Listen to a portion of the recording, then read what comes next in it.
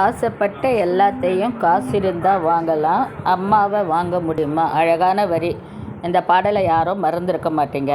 ஆனால் காசு இருந்தால் அம்மாவை மட்டும் இல்லை, இயற்கை படைத்த எதையுமே நம்மளால் வாங்க முடியாது. அதுதான் உண்மை. பணம் வச்சிருக்கிறவங்களுக்கு மரணத்தை அவங்களால மரணித்து போக செய்ய முடியுமா? எவ்வளவு தான் பணம் வச்சுருந்தாலும் மரணம் அவங்களுக்கு பொதுவானது. அதை அவங்களால மாற்ற முடியாது. கொஞ்சம் காலம் தள்ளி வேணால் போடலாம்.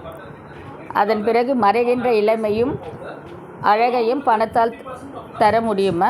அதுக்கு வேணால் ஒப்பனை தான் செய்ய முடியும். அந்த இழந்த அழகையோ அந்த இளமையோ இந்த பணத்தால் கண்டிப்பாக தர முடியாது. பிறப்பு, இறப்பு, பசி, தூக்கம் எல்லாமே இறைவன் பிரபஞ்சம் படைச்சது தான். அதை இவங்களால் மாற்றவே முடியாது. இப்போ 100 அடுக்கு பில்டிங் கட்டினாலும் இயற்கை படைத்த அந்த பேஸ்மட்டம் நிலத்து மேலே தான் இவரால் அந்த ஆடம்பரமான வாழ்க்கை வாழ முடியும். நிலம் இல்லாமல் அவரால் ஆகாயத்தில் அந்த மாதிரி வாழ முடியுமா? வாழ முடியாது. அதனால் ஆகாயத்துக்கே போனாலும் ஆகாயமும் பிரபஞ்சம் படைச்சது தான்.